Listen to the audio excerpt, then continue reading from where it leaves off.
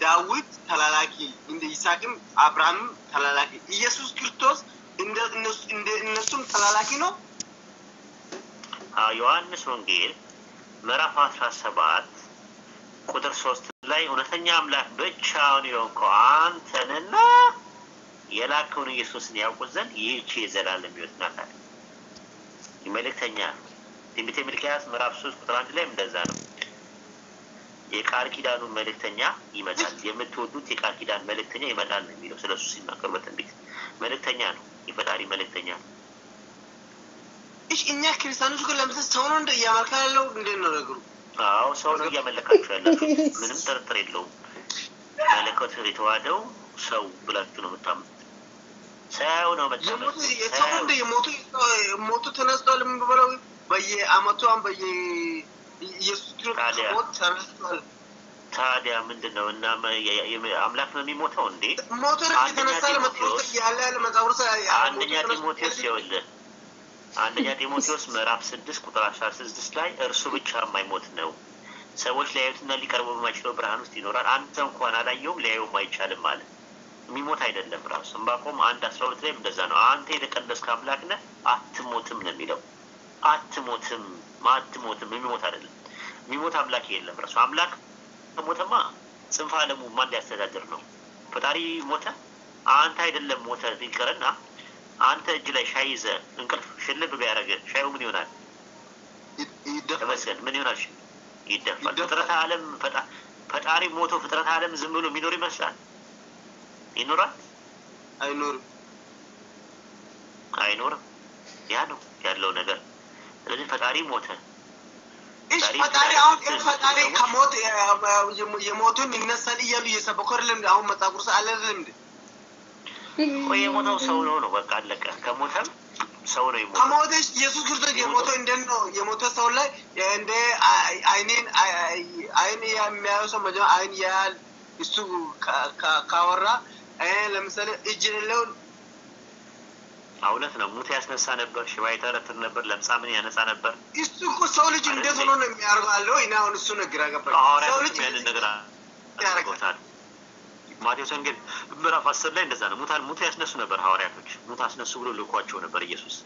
ጣቢታ የምትባል ሴት ሐዋርያ ሥራ ምዕራፍ 9 ላይ ጴጥሮስ አስነስቷል፣ ሙት አስነስቷል። ኤልሳዕና ኤልያስም ሙት አስነስተዋል። ምን ትላለህ? ሙት አነስቶ ኦኬ ሙት አስነስተዋል። አዎ ስለዚህ ሙት ማስነሳት ለአንድ እምነት ማረጋገጫ ማስጠጃ አሁን እዚህ ጋር እሺ ሙት ማስነሳት ለአምላክነት ማስረጃ መሆን አይችልም። አምላክነትን አይደለም ያሳየው፣ አያሳይም። አሁን ኢየሱስ ክርስቶስ እዚህ ጋር በመጽሐፍ ቅዱስ ምን ያለ መሰለህ?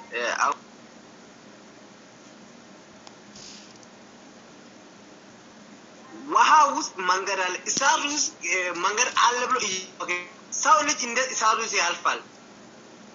እንደ ውሃ ውስጥ እግዚአብሔር ለምን እያለፈ ያለው?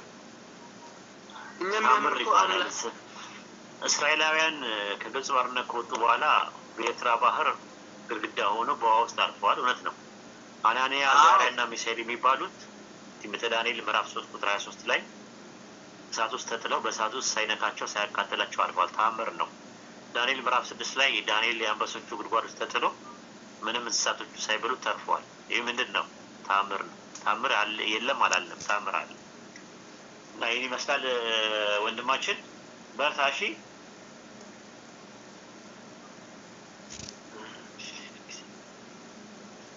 እሺ አሁን መጣለሽ። ታንኪ ሌላ ጊዜ መጣለሽ። አጠገብ ሙስሊሞች አሉ እንዴ? አዎ አለ እኮ እዚህ ጋር ተከራክሬ ተራራቀ ከነለንስ እኮ እነሱ ሙስሊሞች አሉ እኮ። እንዴት ብዬ አሁን እነሱ ሙስሊሞች አሁን እዚህ ጋር የኔ ጓደኞች ሙስሊሞች ስለሆኑ ኢየሱስ ክርስቶስ ሞቶ ተነስቷል፣ እነሱ ሰው ልጅ ነው እያሉ እንዴት ነው ሰው ልጅ ነው ብዬ አሁን አንተ ጋር በቲክቶክ ላይ አይቼ ላይቭ ላይ አይቼ በዛ ነው የገባሁት። እኛ የሚያመልከው አምላክ ያድናል ይታደጋል ይባላል። ከምን ያድናል የሚለው ነገር መብራራት አለበት። ምክንያቱም ዕብራውያን ምዕራፍ 5 ላይ እርሱ ማለትም ክርስቶስ ከሞት ሊያድነው ወደሚችል ከብርቱ ጩኸትና በቃል ጸሎትን ምልጃን ቀረበ።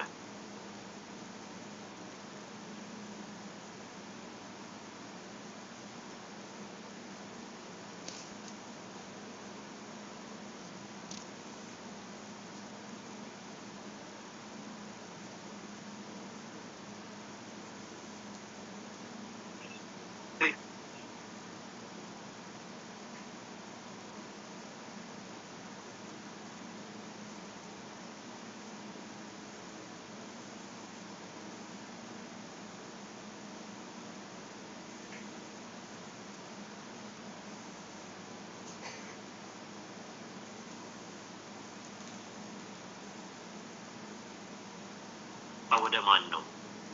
የናዝሬቱ ኢየሱስ። የናዝሬቱ ኢየሱስ አድን ብል ወደ ፈጣሪ። ስለዚህ ማን ነው ፈጣሪ? ያ ወደ የሚጣበት አድን የሚለው ማንን ነው? ያ ፈጣሪ ማን ነው? ፈጣሪ እኮ አንድ አይደለም እንዴ? ምን ሁለት ሶስት ፈጣሪ አለ?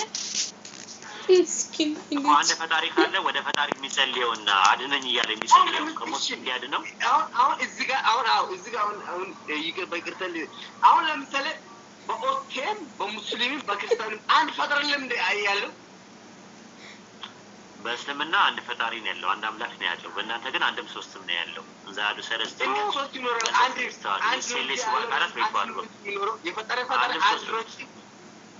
ስላሴ የሚባል ፈጣሪ የላችሁም? ትራዩን ጋር ትሩ የለ እንዴ? አንድም ሶስት የሚሆን አምላክ በስላሴ አታምንም እንዴ አንተ? ታድከው እንዴት አምናለሁ በስላሴ?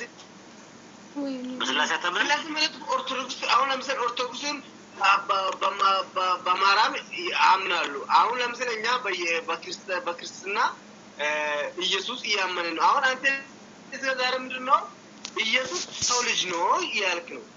እና ሞት ሰው ልጅ ከሆነ እኛ ሰው ልጅ ነው እንደ እያመልክ ያለው አሁን እስከ ሰው ልጅ ነው እንደ የሞቶ የተነስቷል ብለህ ሰው ነው ብላችሁ ካመናችሁ ያ ሰው ደግሞ ፍጡር ነው ካላችሁ ከማርያም ከስጋዋ ስጋ ከነፍሷ ነፍስ ነስቶ ሰው የሆነ ፍጡር ከሆነ ድንግል ማርያም ማህፀን ውስጥ ፕሮሰስ አድርጎ ሜካኒካል ፈንክሽንና ኬሚካል ሪያክሽን አድርጎ የመጣ ወንድ ልጅ ከሆነ ያ ወንድ ልጅ ነው እያመለካችሁ ያለ። የሉቃስ ወንጌል ምዕራፍ 1 ቁጥር 31 ላይ ምንድን ነው የሚለው? እነሆ ትጸንሻለሽ አላት።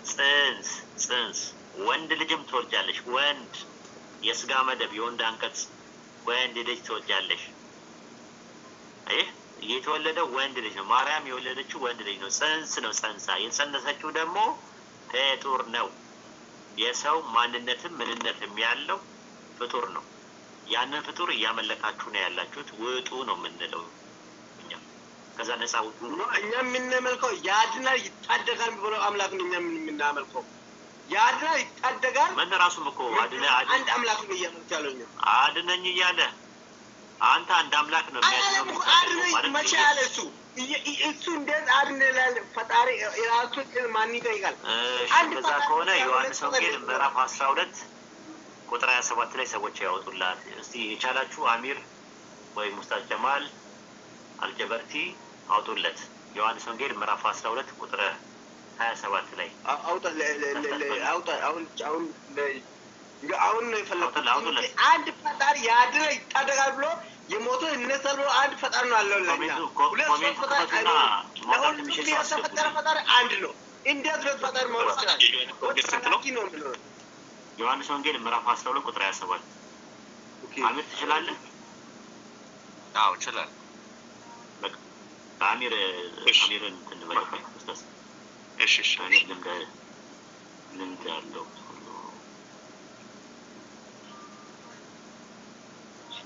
ዮሐንስ ወንጌል ምዕራፍ 12 ቁጥር 27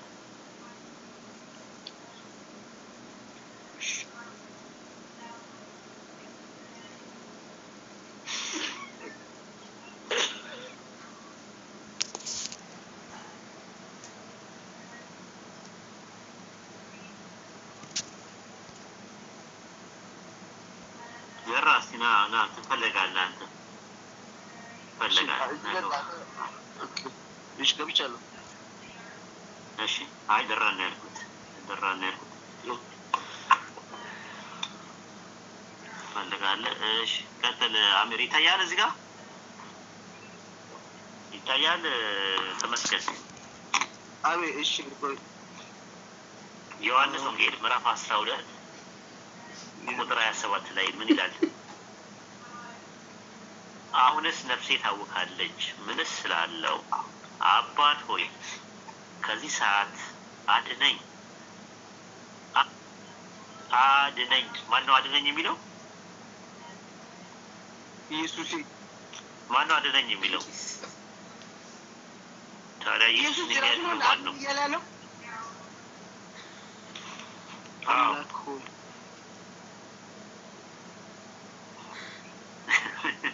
አይዞህ እንደምን አድነኝ አድነኝ አምላክ ሆይ አድነኝ ይላል።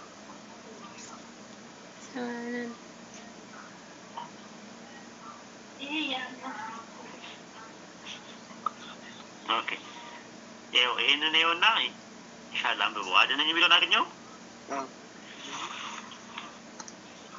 አሁን ለደራ ልሂድ።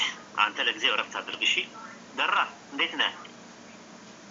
ሰላም ወይ እንዴት ነህ?